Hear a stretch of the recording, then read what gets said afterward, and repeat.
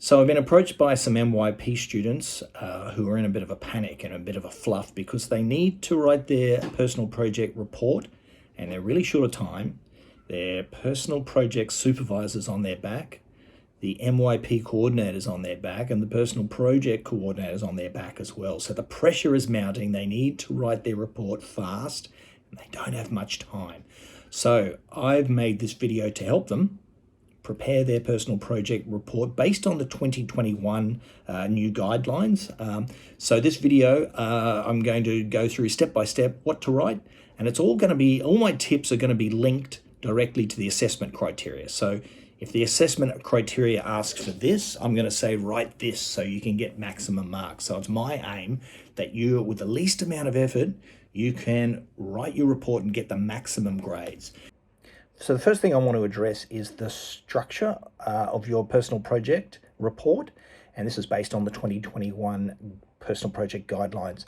So first of all, your personal project report should demonstrate your engagement with your personal project by summarizing the experiences and skills recorded throughout the process and be presented succinctly. So this video is about how to present succinctly. The report should be presented in 3 sections: Part 1, or Strand A, which is the planning phase; Part B, Part 2, which is the applying skills phase; and then the third and final one is C, which is reflecting. Now, if you're writing the report in the video, this is geared towards writing a report. It's to be maximum of 15 pages long. So that means you'll allocate 5 pages for each section. Your other requirements, some details about your report: make sure it is clearly legible. Each page will have 11-point font with 2 centimeter margins. So just set that up before you even start. So go to page setup, get the margins correct, get the size of your font correct before you start typing any words at all. The images, any evidence, if you're presenting them as an image, they need to be clearly legible, not fuzzy, not pixelated. So we're looking for quality pictures, and under each picture should be some kind of a caption to explain the above picture is blah, blah, blah. The bibliography is not included in the page limit, and that will be, the bibliography will be at the end, of course. And they've also specified not to include a title page, because the title page will will count towards your page limit. So no title page. So that is they're the formatting requirements for your personal project report. So first of all, this is my document, and just be aware that I have indeed got 11-point font. Also, just notice I need to get the margins set up. So if you go to page setup, this here is in inches. So I've just checked with Google, and it says that 0.79 is the equivalent of 2 inches. So make sure you got your 2 centimeter margins before you start typing. So for Criterion A, we've got 5 pages allocated, and it's split up into 3 different sections. The first section is about your learning goal. What do you hope to learn through this project, and how can you measure your learning?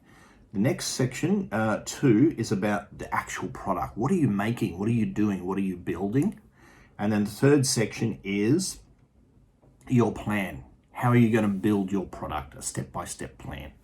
So now digging a bit deeper, now we'll go to strand 1, which is, and it's for you to get top marks. It says here that you need to state a learning goal and explain the connection between personal interests and that goal. Now here's what I recommend. First of all, you need a statement, a paragraph about your learning goal. Your learning goal should be measurable, observable, manageable, and meaningful. So how can we measure that you've actually had success?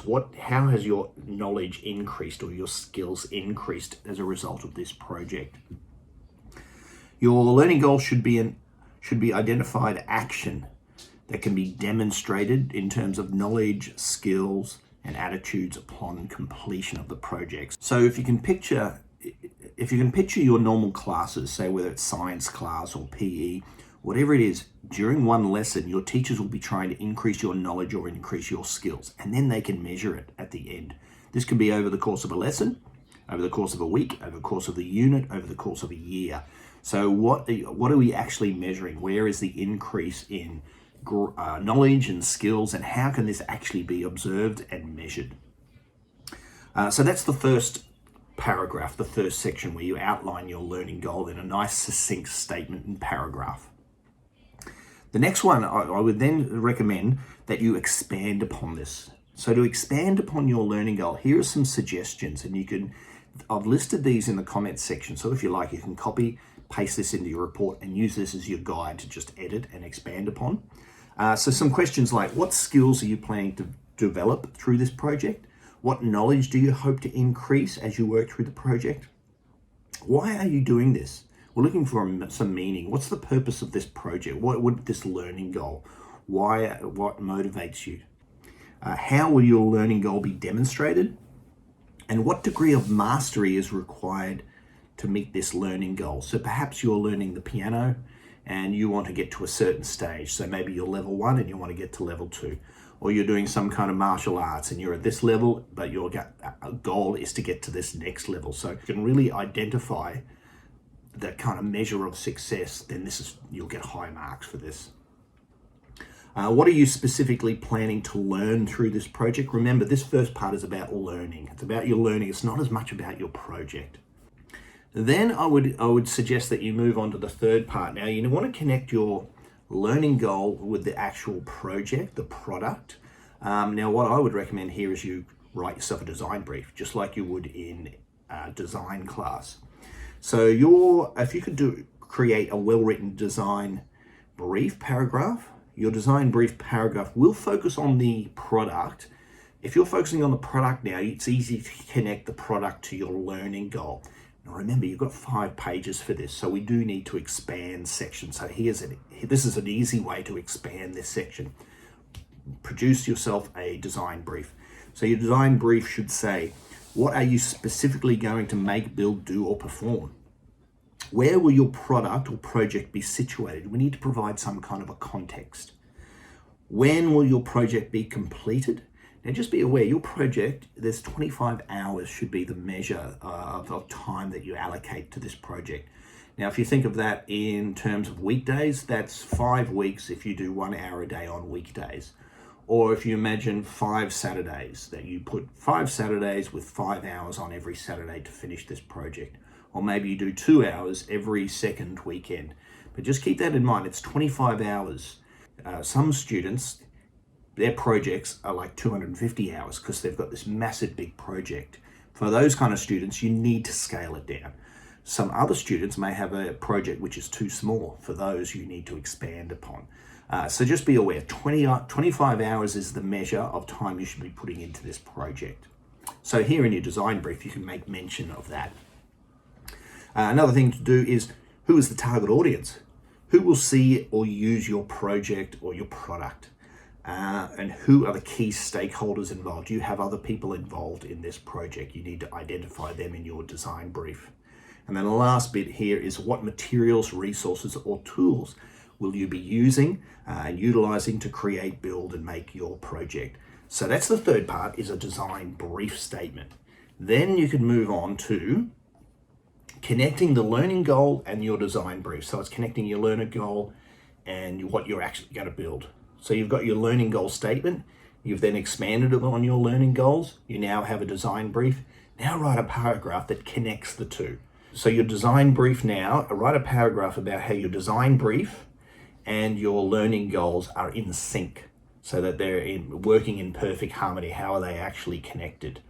So if you've got a project that involves making origami pieces, and you plan to increase your knowledge about Japan and Japanese culture, you can talk about how these two, the product and the learning goal, are actually in sync. Maybe you're talking about how you want to increase your knowledge about health and fitness, and your project is something to do with basketball. So you can talk about how these are in harmony, how you're going to increase your knowledge whilst working on this project. So write a paragraph about the connection between the two. Now, for you to get top marks, you need to address how your project and your learning goal is connected to your personal interest. So you need to establish yourself a clear prior knowledge or prior learning. So give the reader some background about why this area is of interest to you. maybe and talk about some past experiences, whether it's classes, whether it's what you did on holidays. Make sure there's some like established prior knowledge. Also establish like your level of skill or understanding. Just be aware that in Criterion C, that we need to measure your growth or your increase in knowledge and skills. So if you can establish that I'm at this level, when we get to Criterion C, we need to compare what level you're at the start of the project to where you finish at the end of the project, and you've got to explain how you did increase your knowledge and your skills were increased. So here is where you establish your kind of base level where you're at. Another way to do this is to talk about some classes that you've been in the past or currently are in, or some outside school courses that you've done, and how that you got really interested in that topic. Now, if you really want to get some good points here, you can if you can throw in something about a global context. For example, in maths class, the global context was blah, blah, blah, and it was of great interest to me. So your IB teachers will love to see this kind of IB language woven in. But they'll also like to see that the school course that they're providing you is actually striking a chord with you. So I'd really recommend that you try and tie in something that you've done in school here and talk about how this project, this unit of work really inspired you and captured your imagination. You can also do that for outside of school courses and classes that you may have taken. Perhaps you're taking piano lessons outside of school and there was a piece of music or whatever it might be that really inspired you. So connect it to some courses and classes would be recommended here. Ultimately, you're trying to convince the reader that this area, this subject is of great interest to you, and that if it's of interest to you, you will have intrinsic motivation to put a lot of time and effort and energy into this. So it's important to establish that, yes, this is of great interest. I will gladly spend hours and hours studying this topic, working on this project, because it's one of my true passions, that I really love it. So if we can talk about this intrinsic motivation, that it captures your imagination, convince the reader that you really want to study this and focus on this topic. Okay, another piece of evidence that you could use that will get you some high marks is if you can share how you arrived at deciding upon this project and this learning goal. And one of the easiest ways to do this is create a brainstorm list of all the different subjects and topics and hobbies and all sorts of things that you're interested in. So if you provide a nice big brainstorm list and use this as evidence of, here I am trying to get in touch with my thoughts and feelings and what I'm going to actually study, and then talk about how you arrived at the next stage, deciding upon that one topic. Another way you can do this is with a concept map or a mind map. So you can talk about all these areas that you're interested in, use this as a piece of evidence that you were mapping out some areas and ideas and things that you're interested in, and then talk about how you arrived at deciding upon that one topic. Out of all these different areas I'm interested in, I've chosen this one, and these are the reasons why. So convince the reader that this area of this topic, this project, is of great interest. It's the best topic for you to study. Now here is the structure of it. This is what I've just talked about. The first paragraph should be a clear and concise learning goal. The next section is you expanding on this learning goal, and I've written some questions to help you expand upon that. The next section, this is the third section, it should be a well-written design brief, just like you do in design class, and here's some suggestions about how to create that design brief. Then connect the design brief to your learning goal. So you've got to convince the reader that your learning goal and your designing brief are in fact a match made in heaven. And now the next section, we need to convince the reader that this topic is of great interest to you. So here are some suggestions about how you can convince the reader, the assessor, that this indeed is a topic that is just right for you. Now, providing evidence. Here are some examples of how to provide evidence. So I've got this picture. Now just imagine this is me as a young child playing the piano, and I'm explaining. The image above demonstrates that I've been playing the piano for many, many years, and I've always loved music. Here is another piece of evidence you could use. So when you're trying to decide upon your topic, You can do a brainstorm list, or you could create a concept map like this. So this concept map demonstrates all of the areas that I'm interested in and have a passion for. So that is a real clear piece of evidence that you're kind of digging deep and trying to think about what topic is best for you. You then need to take this to the next step and then tell the reader, how did you actually decide upon your topic? After you created this concept map, what was the next step? Here is another way you could demonstrate that you're not only interested in the topic, but you've got some prior learning or prior experience in that topic. So here is an example of like a certificate that Emma Briggs got when she was a dancer in 2018. So that's clear evidence that you've got some background and your interest in the area. Now this one here's an example of a certificate, but this certificate actually explains what level the student is at. So not only is this demonstrating an interest in the area, but it says, okay, this is an introduction to Python.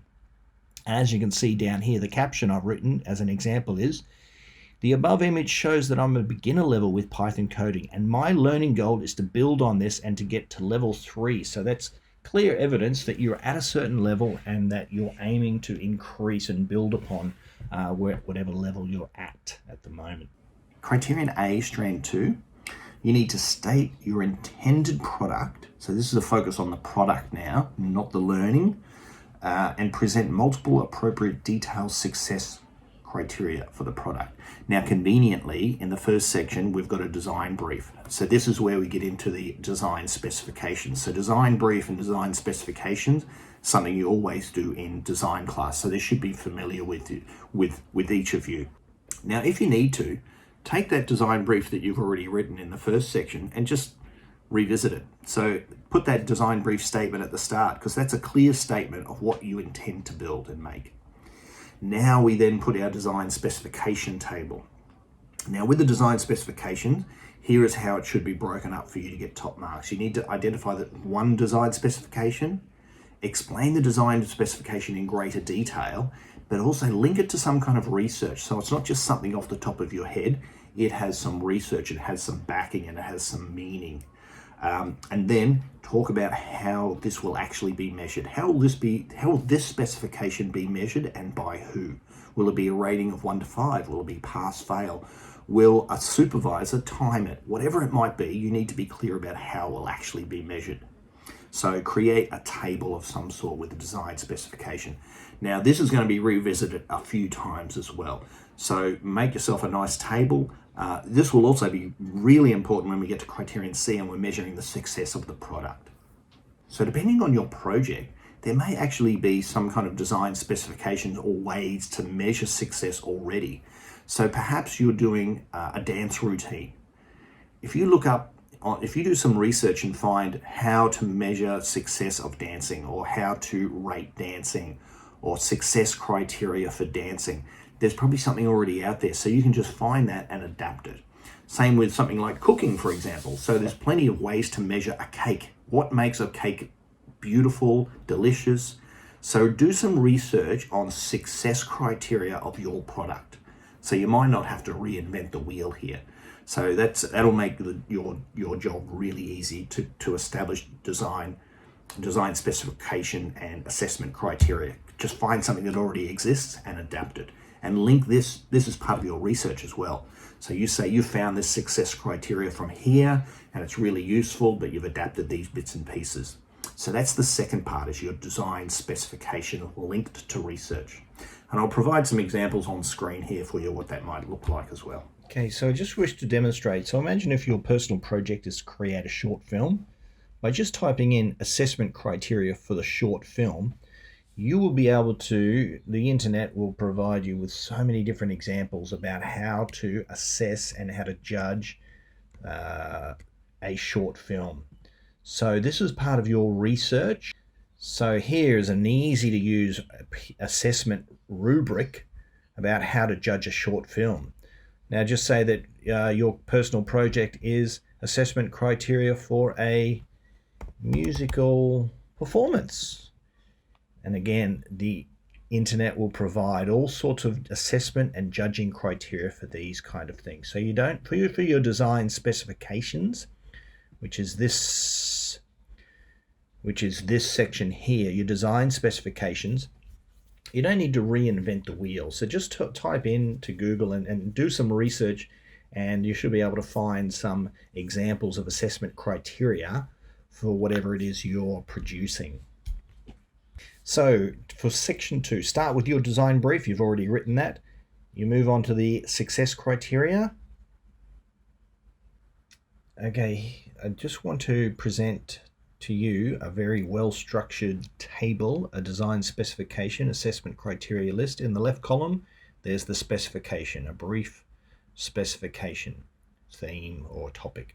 In the middle column, it goes into much more detail, and it's even in some cases linked to research. So this is where you expand and you justify. And in the far right column is how each specification will actually be tested. So this is a very well done, this is a very well presented design specification table. Now this will be copied and pasted and revisited later on in Criterion C. Now the third part, again, just remember back to your design class. So design brief, design specifications, and now the plan. These are all things that you do in your design class. So you now need a plan. How are you going to build your product? This is not how you're going to write your report. This is not about your learning goals. This is step by step how you're going to build your product, create your product, make whatever it is you're making. So over here, you need some reference to time. So first of all, reference to a due date. I will do this, whatever it might be, by this date. Now the second thing is a reference to time is how much time this task will actually take. So will it take 1 hour? Will it take 4 hours? So 2 references to time, the due date and how much time you're allocating to that specific task. So the other thing is, of course, what is the task? Now this task should be easy to understand. Anybody should be able to read what the task is and what you're actually going to do, what materials you're going to use as well. Now remember, it's easy when you're creating a plan, you've kind of got your own ideas. Remember, an assessor's marking this, so you've got to write so that the assessor reads it and understands your step-by-step plan. So make it readable and understandable by somebody else, in particular your assessor. So for your detailed plan, choose one of these. Either create yourself a Gantt chart, or create a timeline, or create a kind of a detailed flow chart, or create yourself a table. That is how to best communicate a detailed plan. So with this section, you can lead in with a few sentences about the tool that you used. Now these tools, you can find loads online. If you just type in Gantt chart online creator into Google, there'll be loads of free tools that you can use and templates. Same with timeline, same with project schedule. So with a little bit of searching on Google, you'll find some easy to use tools so it'll help you build a beautiful and easy to read detailed plan. And you've just got to enter in the data. So it shouldn't be too hard to find yourself one of those tools online. I've got, so if you, even by just using Google Sheets, this one is available for free. It's a daily schedule. You could just edit this and add your bits and pieces into something like this. This is also a free template that's available. It's called a project timeline template. So you can just open this up. It's it's free template with Google Sheets, and you can just enter in your details for your project. Here's some examples of what you'll be including in this section. So here's a Gantt chart. And here's a project timeline. So you can either insert a link or insert appendix or insert the image, but it needs to be readable. So these are just examples. You would not be submitting something like this because you cannot read this. So this is where you'd provide a link or an appendix to say, click on this link to view my detailed plan. So for Criterion B is all about providing evidence about skills you've demonstrated and developed throughout the project. Now there's 5 pages allocated for section B, and it's split into 2 parts. The first part are ATL skills associated with your learning goal, and the second part are ATL skills associated with your actual product. Now the easiest way to fill up 5 pages is, first of all, you need to dig deep and examine closely ATL skills. So the first one is about learning goals. So you're not just going to talk vaguely about ATL skills, time to get specific. Now, when you think about learning goals, things like research skills and thinking skills come to mind. And don't just talk about thinking skills and research skills, dig deeper and deeper. So for example, if you type in thinking skills into Google and we start to pull apart thinking skills. So thinking skills, if you do some research into thinking skills, there might be some things like curiosity. What is curiosity? So explain what curiosity is, and then provide some clear evidence or an example of how you demonstrated or you developed this. Now, demonstrated means that you've kind of established this skill and you can apply the skill. If you could demonstrate a skill and say, this is the actual skill, this is what curiosity is. Curiosity is one of the thinking skills. Explain curiosity, and with some, do the citations as well, so there's clear evidence you can do research. But then link that to some clear evidence of how you demonstrated this curiosity, some clear evidence, and here's an example, whether it's a photo, a screenshot, whatever it might be, of you demonstrating this ATL skill. Now, when it comes to education, your teachers love to see growth, love to see improvement. So I would encourage a lot of, when you're addressing the ATL skills, I would encourage you to talk about how you develop skills. So talk about where your skills were at to start with and how they've increased and improved throughout this project. That will make the examiner very happy because they can see, oh wow, this project's been fantastic because they developed a skill through this project. So yeah, have an emphasis on how you develop skills. So as much as possible, dig deep into each. So research skills. What are some key skills within research? Find different skills. Pick out the ones that apply to you and your project. Explain it, expand upon it, give definitions of it, put the citation, so you're demonstrating research skills, and then link that to evidence. Then find another skill, explain the skill, link that to evidence. And it won't be too hard to fill up 5 pages using this method. So the same applies for the product. So the product is whatever it was you were building, what you were creating. Research different ATL skills. Go deep into the ATL skill. So for example, self-management. Don't just talk about self-management. Type into Google self-management skills and you'll have a whole bunch of list of different self-management skills. Pick out all these different skills, put them in your report, explain them, back it up with research, and then provide evidence. So 5 pages here shouldn't be too hard with that method. For Criterion B, applying skills, here's what I've included. Right at the start, I've actually done an overview, and this is what I'd recommend you doing as well. So whether it's with words or images, just do a complete overview of the approaches to learning skills. So you'll see they're broken up into communication, social, research, self-management, and thinking skills. Then we're going to dig deeper. So the first section, strand I, is about ATL skills used for the learning goal. Then strand 2, the ATL skills that you used when you're building or creating your product.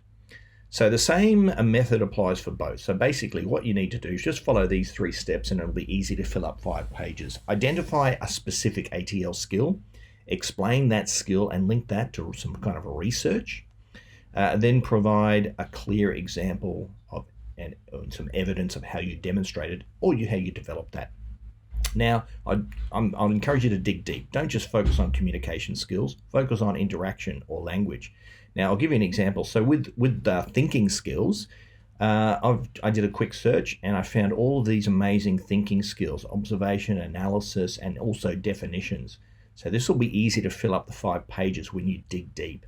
So here again, looking at critical thinking skills, so with very quick research, I could find more details about I want more details about critical thinking. So it talks about identification, research, and it gives explanations of each as well. And here I did the same for research skills. I want more details about research skills. So here are some details about research skills. So what you do is you pluck one of these out and you stick that into your report. So I'll give you an example down here. So first step, the focus here is observation. And observation is a research and a thinking skill. So that's the skill I'm identifying. The second thing is I explain, and this is with research, what actually is observation? What's that all about? Then the third step is I actually link that to myself. Now, here I explain how I demonstrated or developed observation skills. And here's an example of me observing my plants because my personal project was about building a veggie patch. And here's a picture of me demonstrating some observation skills. So that's the kind of structure. Follow those 3 steps. So Criterion C is about reflection. So you finished your project, you're looking back on it, and you're talking about the things that you've developed and you've learned and what impacts it's all had on you as a learner and what impacts the project has had on society. It's broken up into 2 parts. So again, 2.5 pages for the first section, 2.5 pages for the second section. Again, as the criterion beforehand, the first one is about learning, second one is about the product. Now, focusing on the learning, it talks about you need to explain the impacts a project has had on you as a learner. Now, what teachers and examiners will love to read is about how you have changed, how you've changed to become a better learner, a better person, a better student because of this project. For the last section, Criterion C reflecting, there's 5 pages, and this is how it should be structured. First of all, revisit your learning goal, which was right at the start of the report, and explain if you met your learning goal. And this is also a chance to tweak your learning goal as well. So you feel free to update your learning goal so it actually matches in your reflection. So you can talk about how you met. You need to provide evidence that you met your learning goal. And if you didn't meet your learning goal, you explain why. Or if you exceeded your learning goal, you mention this as well. Here you can also mention your prior knowledge and then discuss how your prior knowledge compared to your knowledge now is different. It has increased. Your skill level and your knowledge has increased from the start of the project to the end of the project. You can also talk about learner profile attributes. So identify a couple of learner profile attributes and talk about how these new attributes have been developed while working on the personal project, and this has had an impact, positive impact on you as a student. Now, you've already talked about ATL skills in the previous section, but you can revisit that again. So you can talk about how you've developed certain ATL skills and how this has had a positive impact on you. So overall, the examiners want to know that this project has had a positive impact on you. So the second section is the focus on the product. So again, the first one is about the learning. This one is about the product. So in this last section, you need to show your project, however you want to do that. Revisit your design brief. You created a design brief earlier. Revisit the design brief. And did you meet the requirements of the design brief? If not, you can tweak your design brief so it matches, or else you can talk about why and how you did not meet the design brief, or how you exceeded the design brief. Next is visit your design specification success criteria table that you created, and then go into great detail about every single design specification. Was it met? Did you pass? Did you fail? So that is what is going to take up the bulk of this section, is you analyzing every single design specification success criteria. Now, if you're stuck for words, then you can just fill up the page count by also talking about how you could improve the project if you had more time or more skills. Now, another really easy and a clever way to address this is get somebody else, like your personal project supervisor, to write a paragraph about how they have observed your development as a student, how you have changed for the better. And this is also demonstrating really good communication and social skills, because you're asking your supervisor to actually contribute to your report here. And your teachers, no doubt, will write a nice paragraph about how you have had this project has had a positive impact on you and what they have observed as well. So you can throw that text in there as well. So here, the examiners want to read that this project has been really worthwhile. So this has had a really positive impact on you as a student, as a learner. So you need to talk about how wonderful the project was, and it's wonderful because of these various reasons. You can also, if you're stuck for some words, you can talk about how the project has had a positive impact on others as well. Who were the other stakeholders, key stakeholders in this project, and did it impact them in a positive way? somehow. So explain that. And now the last part, this is Criterion 2. This is you evaluate the product. So what did you make? What did you build? What did you do? Now you are measuring the success of it. This is where you get your design specifications, which we did earlier. So take that table of design specifications, insert it into here, and then go into great detail. Every single design specification, you need to talk about how was it met? Did you meet it? Did you not meet it? How was it tested? What were the results? So go into great detail about every single design specification. Then a conclusion, if you're still short of words and you're not up to 15 pages, talk about if you were to do this project again. So you can do, this could be half a page or even a full page. If you were to revisit this project and do it once again, or if you had an extra month or 2 months, or you had more skills, how you could do the project better if you had more time and more skills. So this is a good way to reflect on the product. So you're measuring the product as it is and how it could become better. This demonstrates good analysis and good critical thinking. Now, another way, if you're still stuck for words, ask some of your friends to write some comments about this. So get one of your friends to look or use or interact with your project in some way, and then ask them to write a few sentences, a paragraph about how they judge or what they thought of your actual product. So you're getting your friends to help you write this project report as well.